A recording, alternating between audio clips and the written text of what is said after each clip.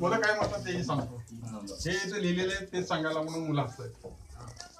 इकडे नर मादी लिहिलेलं, काळवी लिहिलेलं म्हणून तू सांगायला ते बघून सांगतो म्हणून ते हसतात. ते हसू देत. तुला काय वाटतं ते सांग.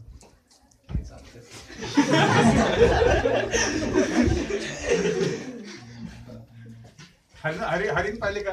हो सर. हरिण कुठे पाहिले तुम्ही? जंगल पाहिले. मग हे काय आणि हे काय?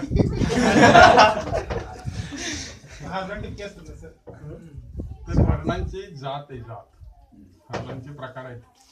त्यात हरण हा एक शब्द आहे. म्हणजे हरणांच्या प्रजाती आहेत. हरिण एक जात आहे. त्याच्यामध्ये वेगवेगळी नाव आहेत. मनुष्य प्राण्यामध्ये काय?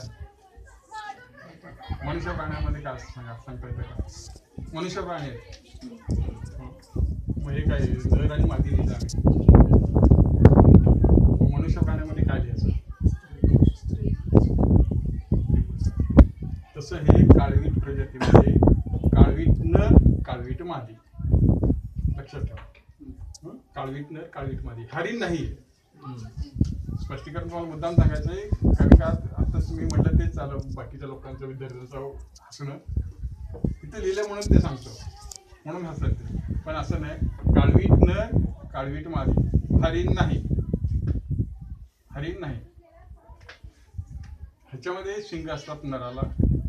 काळवीट नराला शिंग असतात, काळवीट मादीला शिंग नसतात.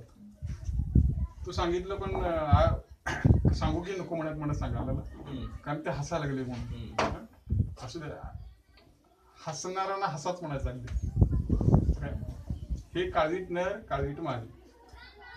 हा काळा दिसतोय, हे ग्रास कलर दिसतो अगदी.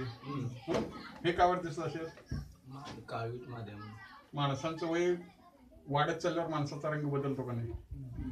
माणसाचा रंग बदलतो का नाही? त्या पद्धतीचं आहे. त्याचा रंग जसं वय वाढत तसं त्याचा रंग बदलतो. म्हणून हे कोट येतो, काळा कोट. ह्याचा रंग बदलला तरी हा परमनंट रंग आहे. मादीचा रंग बदलत नाही. म्हणून ह्या काळा आणि महत्वाची शिंग आहेत. काळवीट नर आणि काळवीट मादी. हरिण नाही. बऱ्याच वेळेला आपण सर्रास हरिणच म्हणतो, तर हरिण नाही. दुसरं काय?